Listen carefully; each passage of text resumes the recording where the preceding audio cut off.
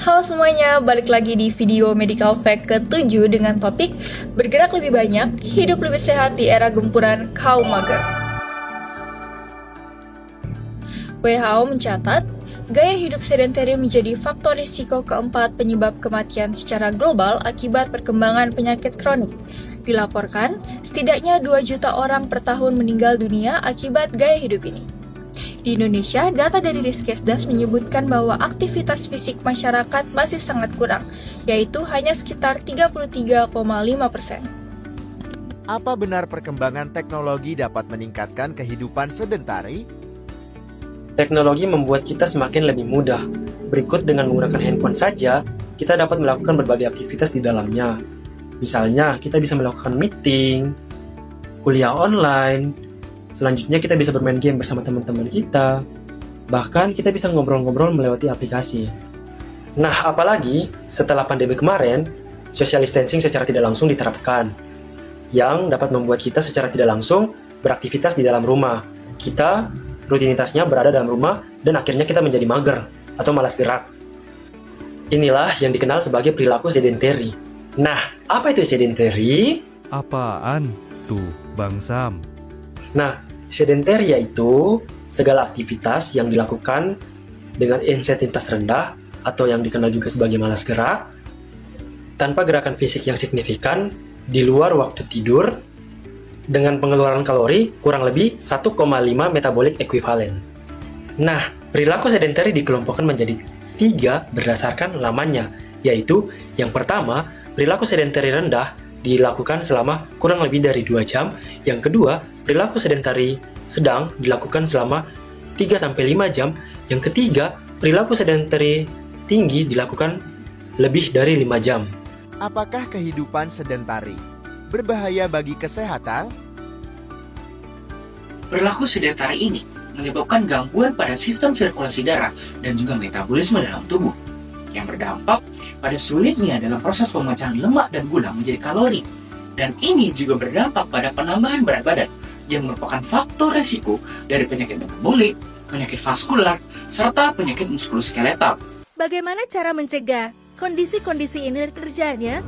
Upaya preventif, aktivitas fisik secara teratur seperti berjalan kaki, bersepeda, atau berolahraga memberikan manfaat bagi kesehatan, yaitu meningkatkan kebugaran otot dan kardiorespirasi, meningkatkan kesehatan tulang, mengurangi resiko hipertensi, penyakit jantung koroner, stroke, diabetes, depresi, dan lainnya.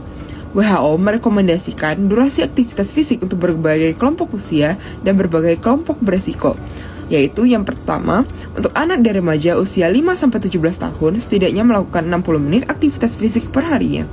Yang kedua, dewasa usia 18-64 tahun dan dewasa tua di atas usia 65 tahun setidaknya melakukan 150-300 menit aktivitas fisik intensitas sedang atau setidaknya 75-150 menit aktivitas fisik intensitas tinggi per minggunya. Dan yang ketiga, wanita hamil dan setelah melahirkan setidaknya melakukan 150 menit aktivitas fisik intensitas sedang per minggunya.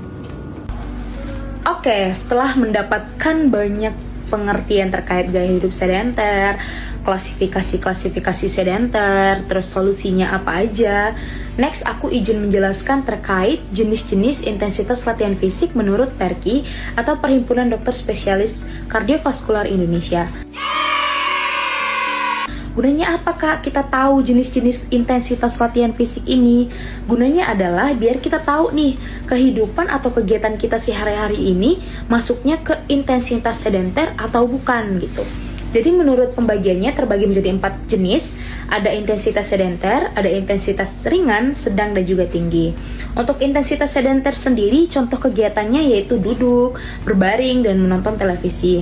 Untuk match ini kayak skala satuan kepanjangan dari metabolic equivalence. Jadi satu match itu merupakan energi yang kita gunakan pada saat kita istirahat ataupun duduk diam. Untuk match dari intensitas sedenter ini adalah 1-1,5. Lalu ada ringan, contoh kegiatan ringan ini seperti berjalan santai, memasak, dan mengerjakan tugas-tugas rumah yang ringan.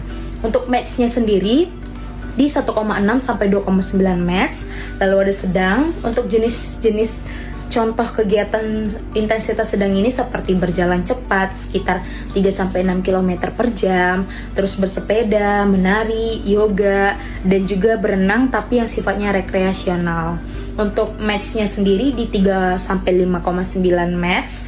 Lalu yang paling tinggi intensitas tinggi. Contoh kegiatan intensitas tinggi ini meliputi jogging, berlari, bersepeda sekitar lebih dari 16 km per jam, bermain tenis tunggal, dan melakukan beberapa putaran renang. Untuk match yang digunakan pada intensitas tinggi ini adalah lebih dari sama dengan 6. Setelah teman-teman mendengarkan banyak penjelasan terkait gaya hidup sedenter, dampaknya buat kesehatan, dan juga solusi-solusi yang ditawarkan, kira-kira teman-teman yang nonton video ini apakah bakal terus-terusan mager-mageran? Atau berubah menjadi lebih baik? Maka dari itu, mari bergerak lebih banyak, hidup lebih sehat di era gempuran kaum mager. Terima kasih.